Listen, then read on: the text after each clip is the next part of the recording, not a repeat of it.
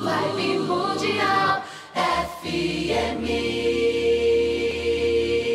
E hoje eu tenho o prazer de receber aqui novo comunicador da casa, Ari Barbosa. Muito bem-vindo. Eu que te agradeço o convite, estou muito honrado de estar aqui com você hoje. Obrigada, viu, por ter aceito o convite. Imagina. O Ari Barbosa está aqui com a gente às quartas-feiras. Quartas-feiras, às 16 horas. 16 horas. Exatamente. Programa Magia Real. Você pode conferir no nosso podcast, no site vibemundialfm.com.br. Lá tem todos os programas da Vibe Mundial e também, sempre ao vivo, né, o nosso programa. Quarta-feira, 16 horas, programa Magia Real. É disso que a gente vai falar hoje. O que é magia? O que é magia real? Né? O Ari, ele é mago. Ele é mentor, ele é publicitário, ele é empresário. Ele trabalha na área de marketing. Sim. E principalmente hoje na área de magia. Sim. Hoje... Não é? Vamos falar um pouquinho. Primeiro eu quero entender qual é a sua visão de magia. Por que você denomina até o nome do programa como Magia Real? Pois é, essa daí é a visão que a gente tem com relação a esse tema dentro da nossa egrégora, ela é bastante inovadora, eu reconheço, e bastante específica. Não é à toa que a gente chama de magia real, porque o mantra que a gente leva dentro, a missão statement que a gente leva do nosso negócio é esse. A magia, ela é alteração da realidade com base na determinação. Então, nós entendemos que essa realidade que a gente vive, ela não é uma realidade totalmente concreta, ela é plástica, ela vai ser alterada. O dia de amanhã, Deus pertence, como eu estava te comentando. Uhum.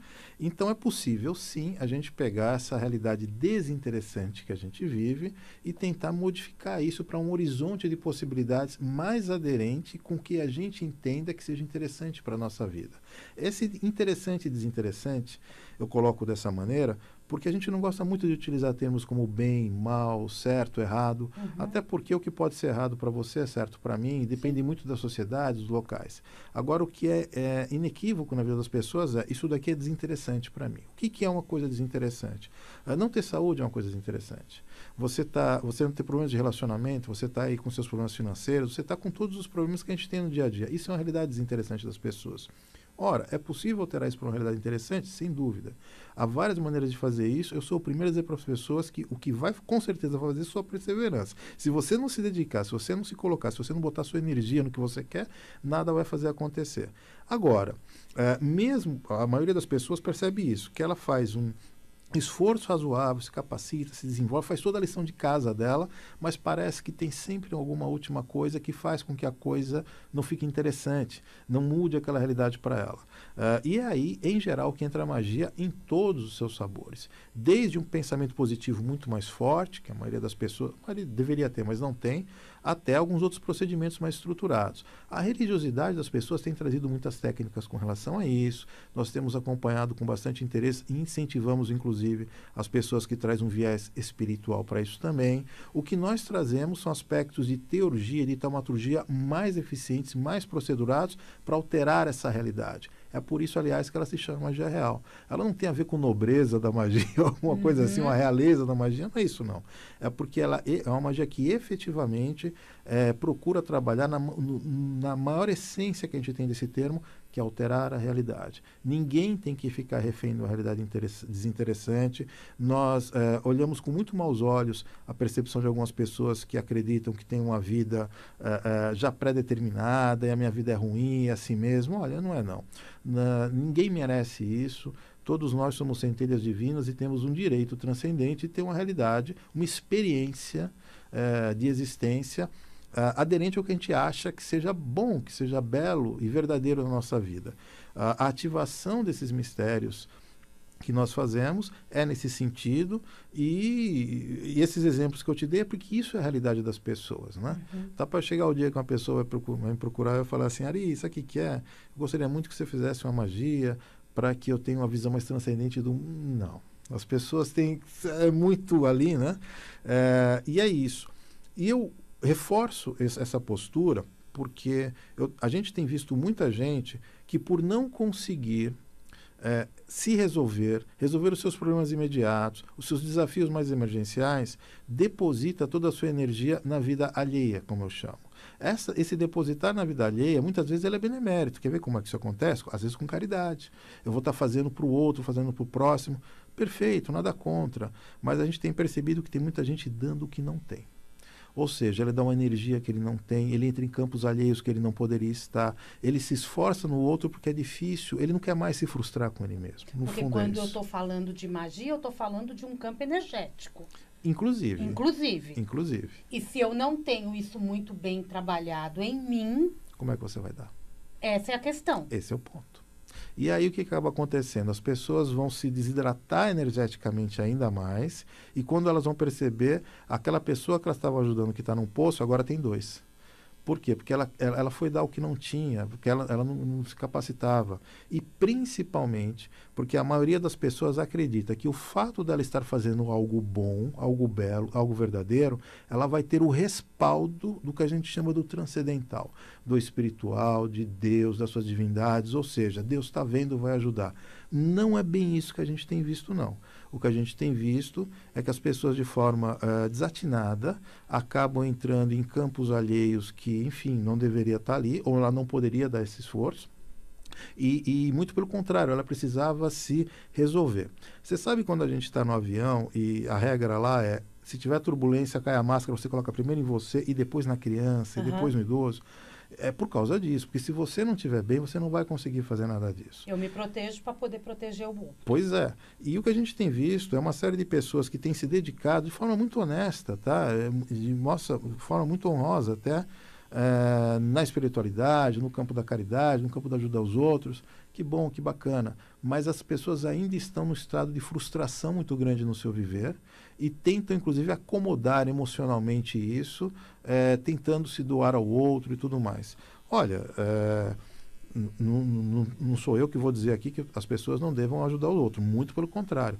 Mas é muito, muito importante que as pessoas comecem a verificar dentro da sua vida o que está desinteressante e fazer um foco primeiro nisso. Porque senão, de novo, é dois dentro do buraco, a gente está acostumado a retirar essas pessoas dessas situações, e a magia, no nosso entendimento, é o procedimento que ele legitima a nossa existência. Nós existimos para isso. Olha o tamanho do que eu estou te falando. Não estamos aqui à toa. Não. Então, a finalidade de todos nós, há um termo cunhado por um colega meu que eu considero muito, ele diz que todos nós estamos aqui para fazer o que ele chama de um favor divino.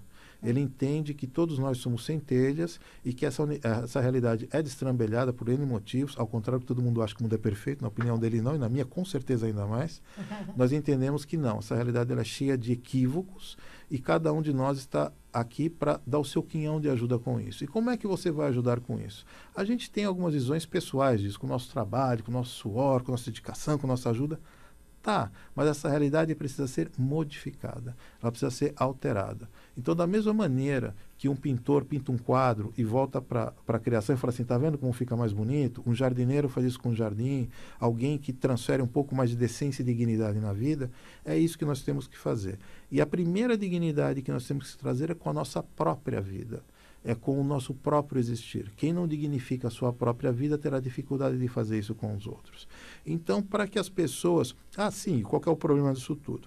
As pessoas, elas vêm aqui, têm uma vida desinteressante, aqui eu estou sendo polido, estou usando termos bem superficiais, você sabe exatamente o que eu estou falando, tem uma vida muito, muito, muito difícil, desencarna, morre, com um nível de frustração imenso, ao que nos compete, ao que nós acreditamos, ao que nós seguramente entendemos que está acontecendo. Essa pessoa vai acabar purgando isso em realidades abissais difíceis e retorna aqui para a carne num processo em looping que cheia de traumas, cheia de karmas, como se coloca por aí, e a origem disso tudo que nós temos visto é porque essa pessoa não conseguiu exercer, não é nem na plenitude, tá? Mas minimamente aquilo que ela vinha aqui exercer. Então, quem entra aqui, entra em estado de frustração nessa vida, deixa imunda a nossa realidade. Cada pessoa que está deprimida, decepcionada, frustrada, não tem um bem viver, não é um problema dela não, é um problema meu. Porque isso aqui vai, em algum momento, me incomodar. Então nós precisamos ter esse senso de coletividade e principalmente esse senso de necessidades emergenciais, pessoais. Isso acontece de forma individual numa pessoa, às vezes numa família, num bairro, num estado, numa nação, numa empresa, e nós precisamos ter este olhar e de forma adulta falar assim, olha, deixa Deus com os problemas que Ele pode resolver e eu vou aqui procurar exercer o máximo que eu puder, vou me capacitar, vou estudar, vou trabalhar, vou tocar o meu negócio, vou fazer o que eu puder, mas é importante que nós tenhamos esse prisma de que a realidade é muito mais do que a gente imagina. A maioria das pessoas tem uma visão muito material da existência, né? Mas uma ou outra pessoa já tem uma visão espiritualizada. Aqui os ouvintes da rádio já chegaram nessa conclusão, mas ainda assim essa é parte do problema. Nós temos várias realidades, realidade mental, essencial, elemental, astral, espiritual e material. Ou seja, se nós não olharmos todos esses pontos, nós vamos sempre ter um probleminha ali e vai retornar e vai se frustrar. Isso acontece muito com empresa. O primeiro passo, então, é eu analisar a minha vida, a minha realidade. Sim. É isso? Sim. Há um pensamento espiritualista, né, dentro do mundo espiritual, que diz muito que as pessoas precisam fazer um ato de reflexão, tentar entender o que está acontecendo. Depois disso, fazer o que se começou a chamar de reforma íntima, para procurar ajustar. Eu sou entusiasta dessa ideia, procure sim, mas é raro quem consegue, eu te confesso. A maioria das pessoas que a gente tem visto é uma dificuldade imensa, ela olhar a si próprio, conseguir enxergar propósito na sua vida, ela não sabe, não consegue enxergar isso. Ela acorda de manhã, vai trabalhar, quando muito, quando tem emprego. Não é bem essa a realidade das pessoas, que dirá fazer uma reforma íntima dela, para daí sim conseguir alguma coisa. Então, o que nós trabalhamos é de forma diferente. Nós não fazemos nenhuma reivindicação de verdade com a pessoa, não queremos fazer nenhuma desconstrução do que ela tenha conseguido até hoje, muito pelo contrário. O que é que você tem, o que você acredita, a partir daqui que a gente vai se desenvolver. Quem eu sou, na verdade, é o que é importante naquele momento. Até porque, na nossa opinião, ninguém é nada. Sempre está alguma coisa. A gente está sempre em mudança. É isso que a Escola de Magia trabalha. Exatamente.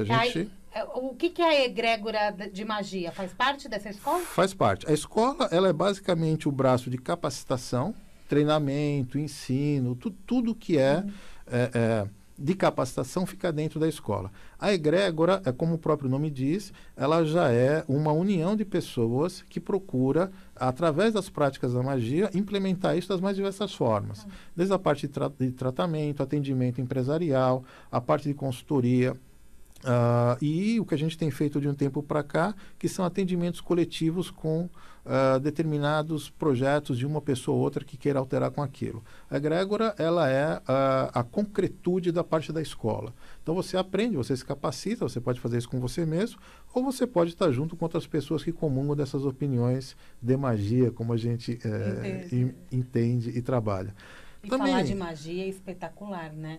Porque a gente olha que não tem aquele lado romântico, como muita gente olha, e também não tem aquele lado deturpado. Se a gente olhar para essa magia de uma forma real, como você diz, sim, a gente consegue visualizar mais o que é essa magia no nosso dia a dia e como que a gente pode deixá-la mais agregada às nossas vidas. E as empresas, é aí que eu quero entrar. Esse é nosso trabalho. Eu costumo dizer que eu acordo todo dia para tentar tirar a magia do gueto. Tentar tirar a magia dessa coisa preconceituosa que se tem. Então, assim, historicamente, muitos colegas, até hoje ainda fazem um desserviço grande à magia. Esse é o fato. Por conta de convicções pessoais, por conta de vínculos que ele acabou tendo, e mistifica isso para a sociedade, e ninguém gosta do que não conhece, não é verdade? Então, o que se escuta de magia por aí, quando isso vai para a mídia, é da forma mais bizarra possível. Não vou aqui... Você lê jornais, você sabe do que eu estou falando. Então, o que a gente tem procurado fazer é que, olha, não, o fato de algumas pessoas terem mistificado esse procedimento, essa prática, o fato de algumas pessoas fazerem um desserviço para isso, não significa que a magia seja isso. Vibe Mundial 95,7